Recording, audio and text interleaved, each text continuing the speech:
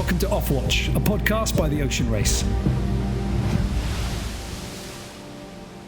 This week, it's the turn of Annemieke Bes, somebody who featured in the last edition of the race, being on board Team Scallywag, but also somebody that was there for the trials of Team SCA and as a multiple Olympian with a silver medal, someone with an important story to tell. After representing the Netherlands in 3 Olympic Games and coming home with a silver medal in the keelboat class, Annemieke Bes added a circumnavigation of the planet to her sailing CV, racing in the last edition of the race with Team Scallywag. However, she has, for a while at least, been involved with 2 other ocean race teams. Team SCA in the 2014-15 edition, missing out on the final crew selection, and Team Annemieke before joining David Witt's Scallywag.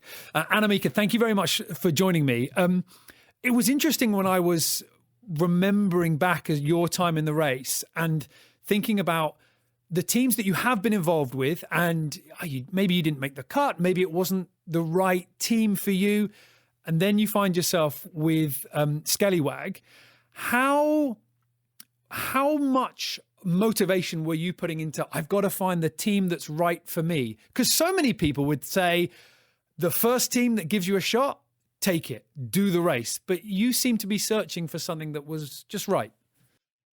Maybe it looked like that, but to be honest, not completely. But I came from Olympic sailing. In 2012, I did my last Olympics, and then I got the opportunity to go to come on trial at Team SCA.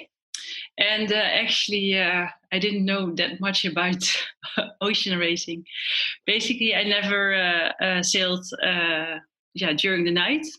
Funny enough, after 3 Olympics.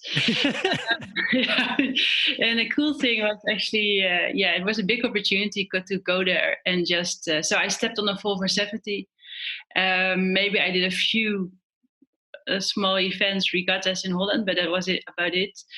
And but how did you know that you were going to like it then? Because as you say, you never sailed overnight. How did you know? Yeah, I'm going to give this a go. I knew I like sailing. I knew, like, I really enjoy having a good challenge for sure, because otherwise you're not. And I'm hooked to Olympic sailing.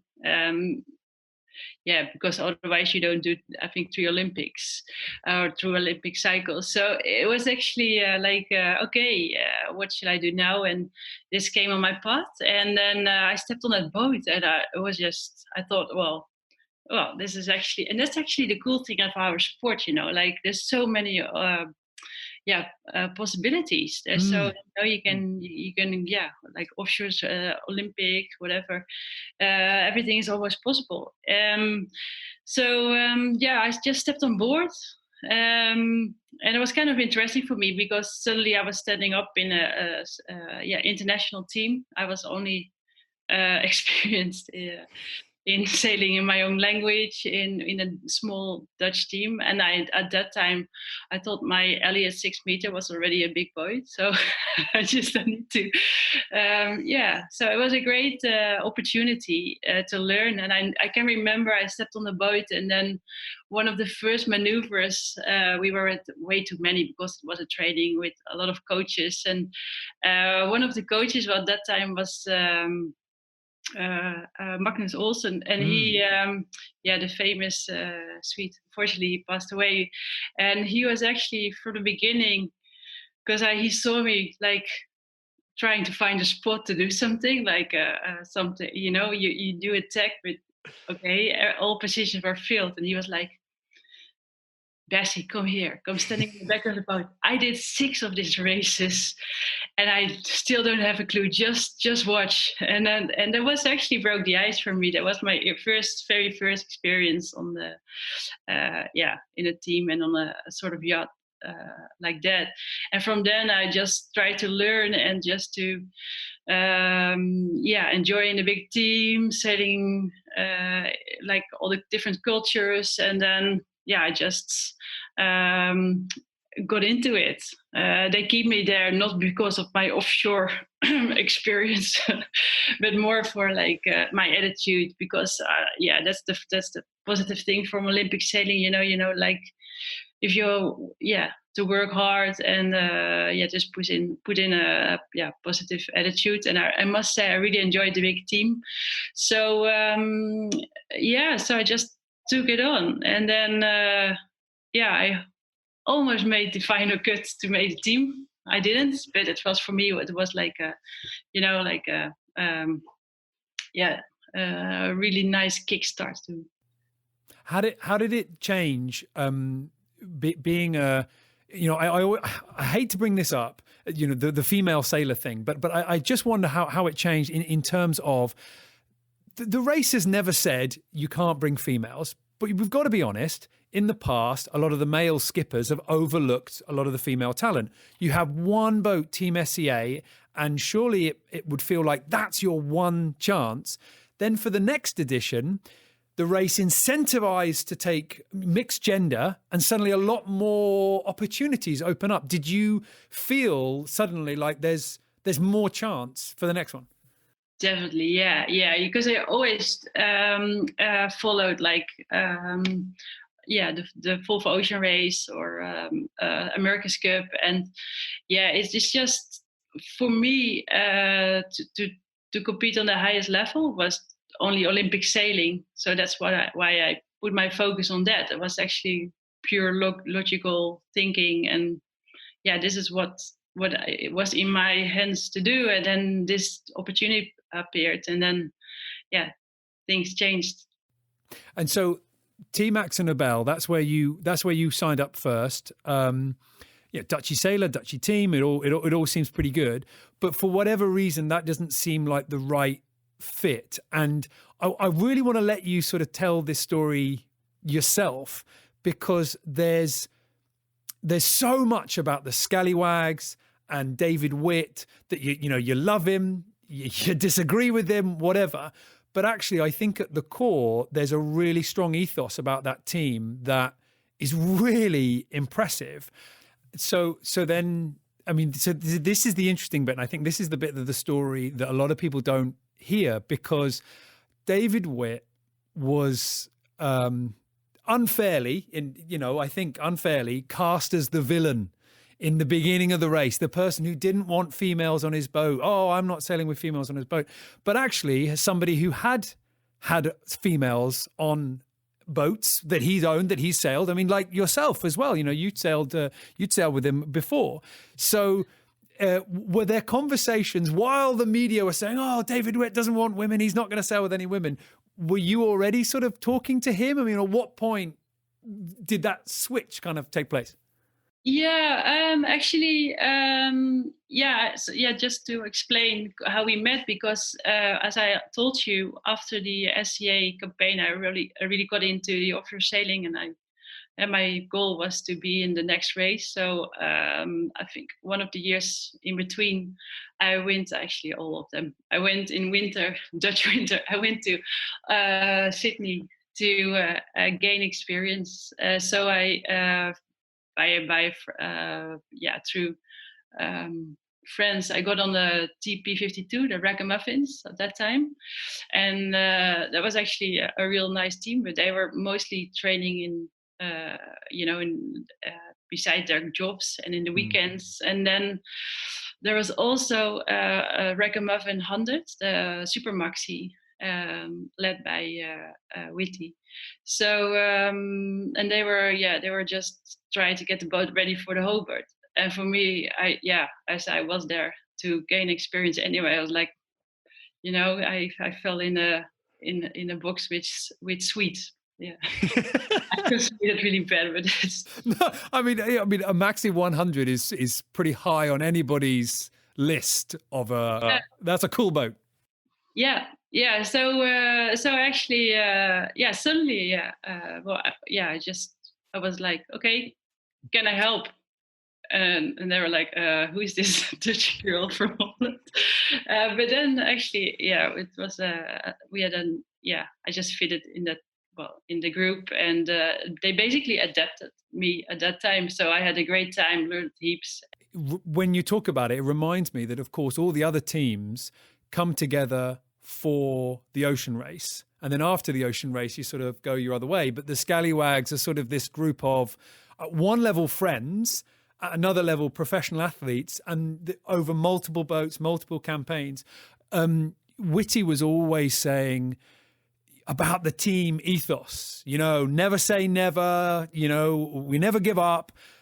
This whole thing about no matter what happens, win, lose, whatever, we're going to do it together. That idea of sort of team and loyalty. How accurate is that? Is that what it's like?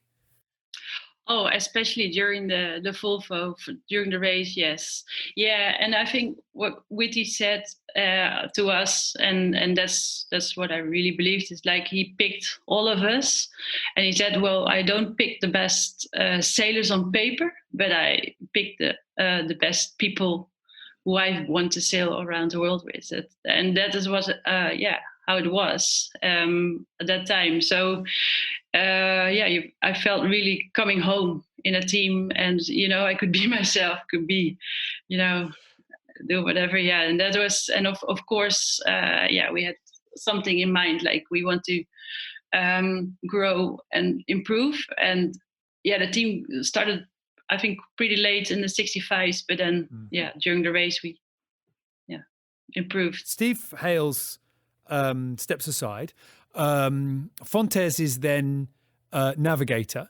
I mean, and his story of the race is quite incredible. He sort of jumps on with Team Max and about the last minute before the start line. Suddenly he's a navigator for you guys. But when Libby comes on board, it seems like something really amazing happens in the boat.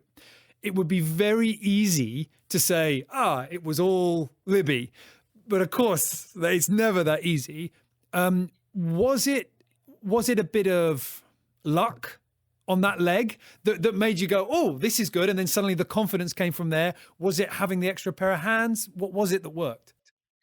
Actually, how I felt it, and I remembered it was already, we were already in an going up as a team.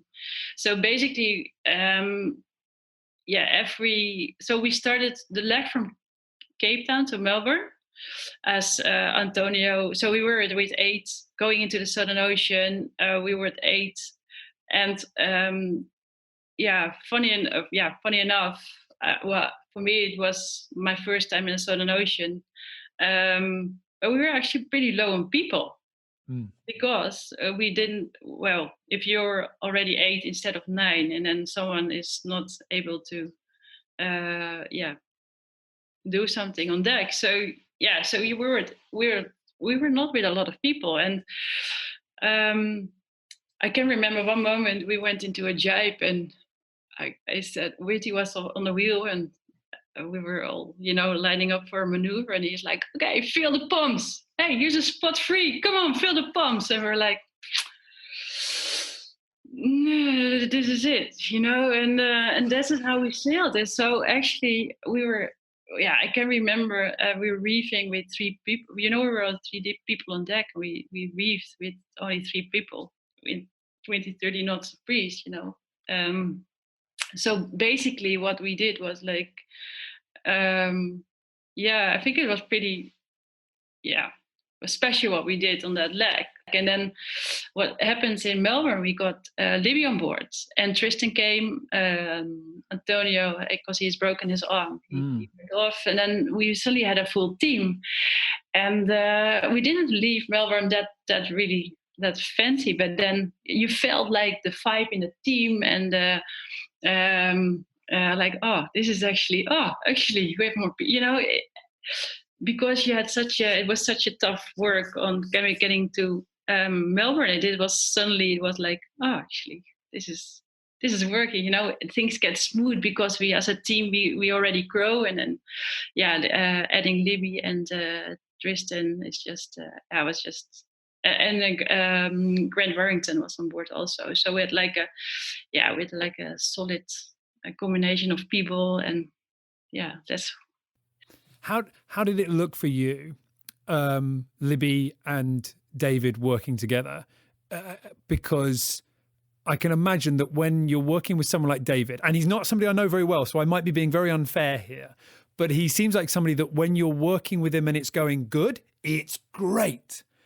But when you're working with them and it's a little bit rough, it's really bad. You know, highs and lows. Was that a partnership that worked good from the first start line? Yeah, I don't think Whitty isn't that up and down, or he, of course, all of us, we have our moments, but I think it's just a new combination of people, and I think at that moment it was nice to have Libby, and she's really like A is A, B is B, and that combination. I think they had to find maybe each other a little bit, but I think they found each other, and maybe Grant was a nice add to that combination of decision making. I must say for the big part, I just tried to sail as fast as I could in a team and just completely trust them to do the right decisions. Yeah. So but that's how it looked for me. Yeah. Oh, and then when you say, trust them to make the right decisions, there were so many decisions on that leg in particular. And I did interview Libby about it. And she, if anybody's listening to this and wants to hear a bit more from her point of view, she gives a really interesting talk about some of the major bits in that leg. But one of the things that I'm just wondering about from a crew point of view, what was it like when you were told, actually, we need to stop, turn around and go back the other way, or we're going to hit this island? Yeah. Basically, I thought it is not fast. I can be wrong here, but no, that could not be. This could be not the winning decision here, but this could be a losing decision here. Yeah, no. At the moment, you're less like because you hear it, and then you're going on deck and just do what your job is. You're in there, you're racing, you're with your team, and we're human beings, and when human beings can make mistakes. So I was like, okay, we've got something to do to catch up in the coming days. That was just you can't be disappointed, or just okay, get to deal with it. Well, any mistakes that were made were then made up for in fantastic style with the miles that you guys came up with. And then, I mean, at one point you guys had an incredible lead on that leg. Yeah, it was nice. especially on that leg as well. I mean, what was Whitty's mood like compared with, you're sailing into Hong Kong. This is the one you've got to, if you're going to win any leg, for the sponsor, for the finance, for the people behind the team, this is the leg that really matters. And then you're not going to do it. Oh, we're so far back, and then now we really are. What was it like when you thought we might get this, the one that matters? Yeah, I don't think we dared to think like that for a long time. And that leg was like 23 days. Yeah. So no, I can remember because we still had to cross the equator and getting through the doldrums. And it was actually pretty big at that time, because I can remember I was sitting with Libby, and she was just showing me satellite pictures of the thickness of the clouds. So she was actually searching for a nice spot to go through it. And normally going east is the route, getting into the trade winds out. But then, we were positioned on the left side, on the west side of the fleet. So I can remember just Whitty saying, they're not pointing to Hong Kong. Hong Kong is the other way. We're going to. We're sailing for days away from Hong Kong. We should go to Hong Kong. And I'm like, sounds nice. Yeah. So no, it was just such and they watched the pictures, the nuclear files, and I just went with what I saw. So it was just like completely logical in that moment. But then still, everything is possible, because it's not a one-day race. It's like, 3 weeks race. So yeah. It was, I think for those people that maybe haven't been in a position of nav, or certainly haven't raced down in that part of the world, it probably seemed like quite an easy decision to make. But as you describe, actually, this was a very brave decision, and it was, you know, a lot of science, a lot of knowledge went into it. Anybody that would have been thinking that on that leg, was it leg 4, you guys were lucky, you know, you were lucky. Then on the next leg, you guys finish second, I think it was, into Auckland, wasn't it? Yeah. I mean, was this a case of, when you get 2 results like that back to back, are you thinking, this is it, we've got the speed, we've got the momentum? Yeah, well, definitely it does something with your team and with the mood in the team, absolutely, and the vibe. I remember that finish, and I remember, I mean, the whole fleet compressed, but I'll probably get torn to shreds here in the comments if I'm wrong, but I seem to remember sort of, you know, the top 3 boats finishing half an hour of each other less, you know, top 5. It was incredible, you know, it was absolutely amazing. On the for you guys on the boat, how does it feel when you're racing for days, for weeks, almost months, and then you're going, oh my God, you know, if we'd have just given ourselves a bigger push off the dock at the start, we would have won, you know? Yeah, basically, I can remember one of the parts of that race was like we were in a tacking duel with Axo. I think we were probably a week in or 2 weeks in at the leg. And then I can remember we were hiding under the stack, so they couldn't see that we were making ourselves ready to tag, just to be leading in the next tag. We were sort of match racing, and but just, you know, the fun we had just to do that stuff and play around on the boat and try to boat get Did that seem silly? I mean, at the time, are you thinking, why are we working so hard for this one boat length? We're gonna sail, you know, we've got thousands of miles. Or did you know this could be close? Yeah, well, actually, we were actually planning to win that leg too, because, you know, if you can win one, you can win 2. That was actually the mindset. You know, we were like, oh, the difference was 1 cloud in that leg a few days before that, because we got stuck in that cloud, and Axo could sail around it, and that's how they passed us. But before that, it was super close, and after actually also on the end.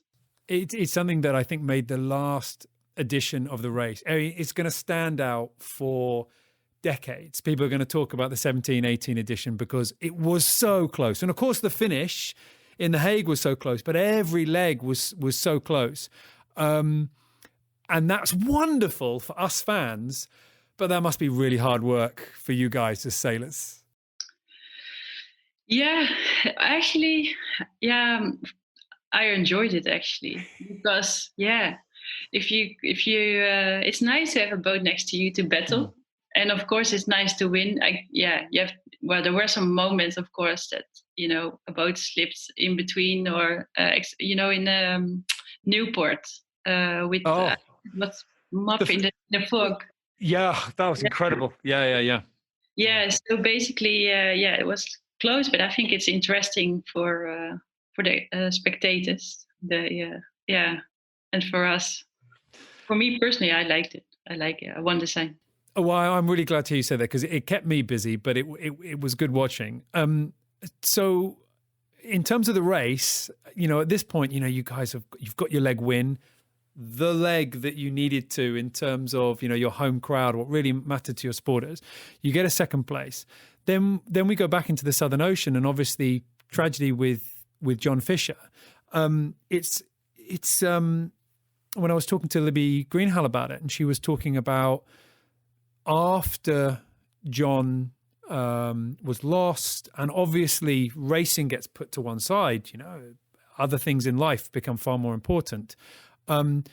It was the time that you guys had lost there, in terms of the other boats were still progressing and sort of moving forward, that really sort of meant that it was very hard for you to come back into a race at a similar performance level from where you were. When did you feel like you could think about racing again? When did you decide, no, I want to keep going? It was actually pretty tough, that moment. Remembering it, but a tough memory. But when we sailed to Chile, yeah, it was, everything goes through your mind, of course. And I think you see in a team like this, because we had like a pretty, some young people, older, got a funny bunch of people in our team. And I think Fish was like a really like gel for us, our team. And there's the guy who, who, who kept everyone together. And that was a big loss in any way you can think of it. So and then you see people are dealing differently, with a situation like this, and that is normal. I think we're all human. So so it's all a bit difficult from there. You have to keep on. You want to finish the race for the sake of finishing, and for to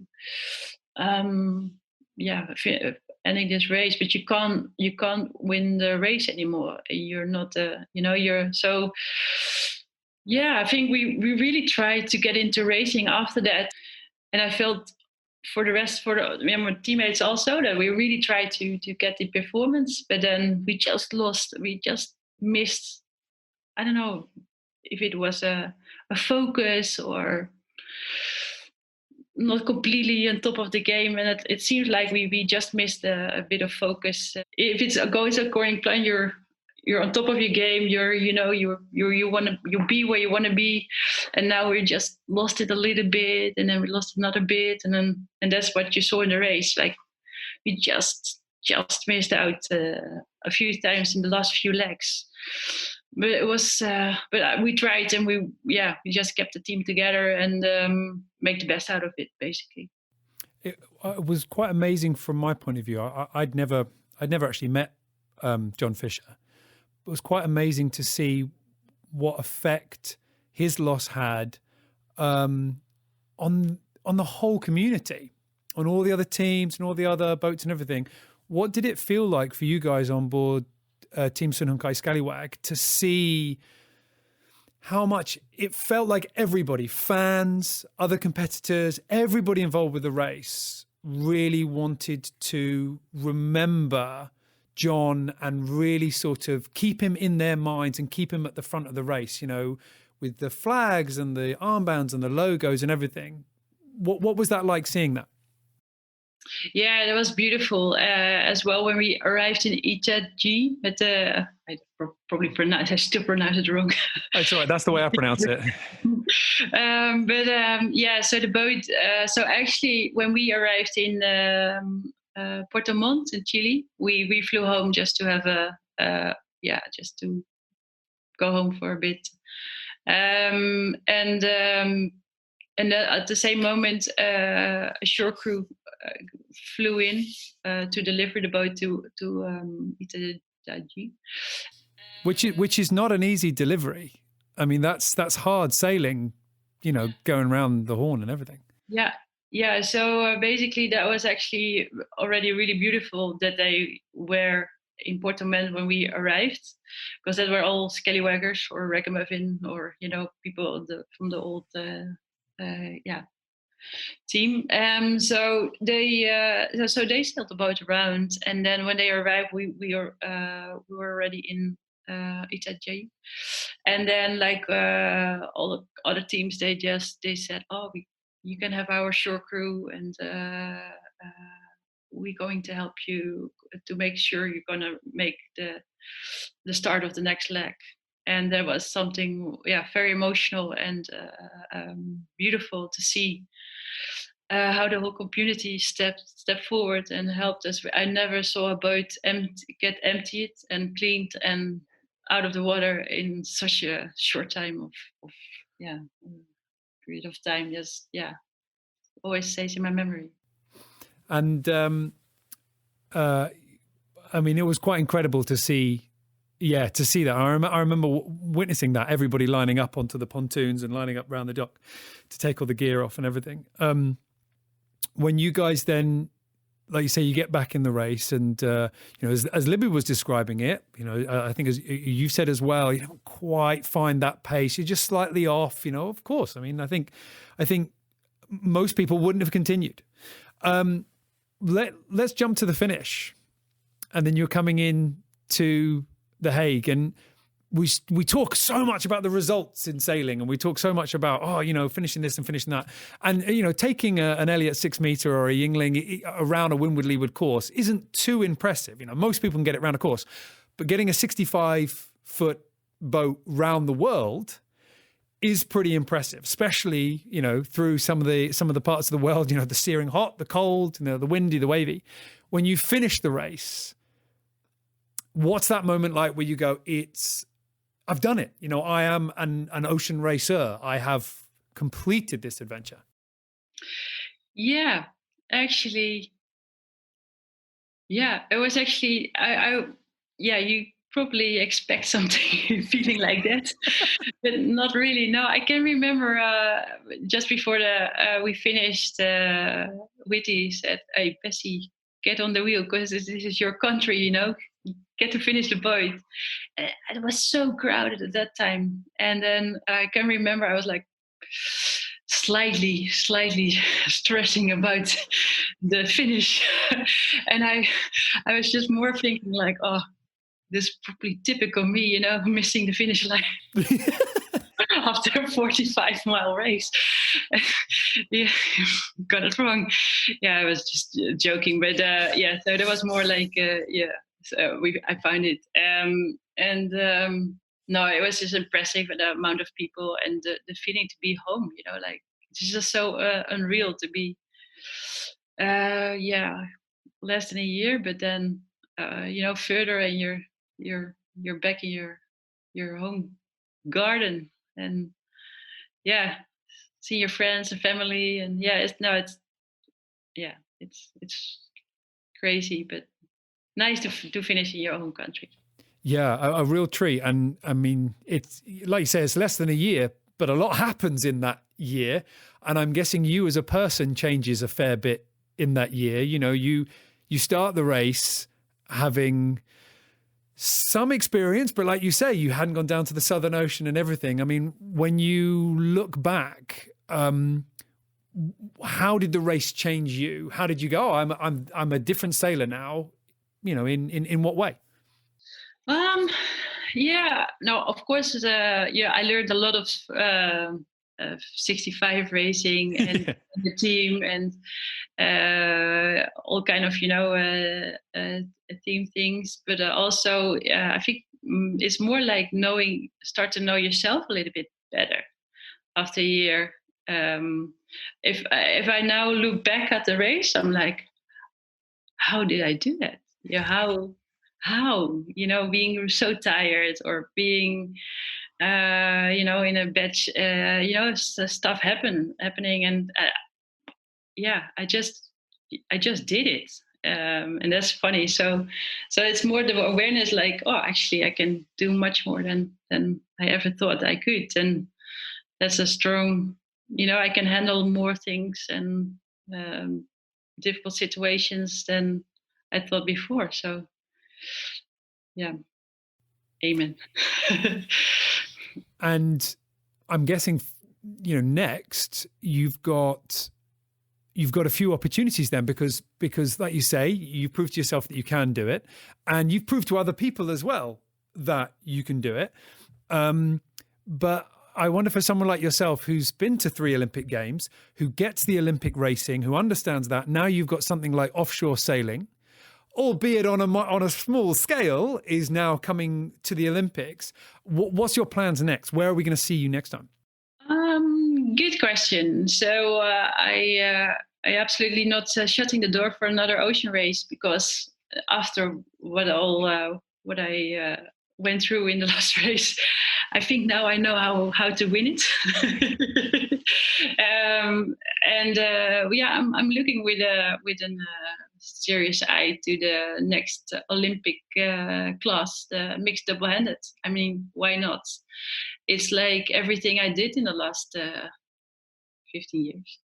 Olympic sailing combined with offshore sailing. So I think that's going to be really interesting. It's going to be pretty costly. So I'm now at the moment just to see if I can get the funding together to do it. But hey, yeah, why not? It's fun, something new, and I think it. What is nice is, if you go to the double-handed, mixed double-handed offshore, I think it's going to be really worthful for ocean racing. The next ocean race also because in the ocean race you're part of a big team, and if you going into the double-handed, you have to be improving your navigation, on your weather, on all kind of different things. And I think that only can make you a better sailor. So interesting. Yeah. Well, I'll be cheering you on if you get to go to the game, certainly. Well, listen, good luck with that. I'm sure that takes just as much work as it does to achieve what you've already achieved with your multiple Olympic appearances, silver medal, as I said before, and of course, you competing in the last edition as well. Annemieke, thank you very much for talking to me. Thank you for having me.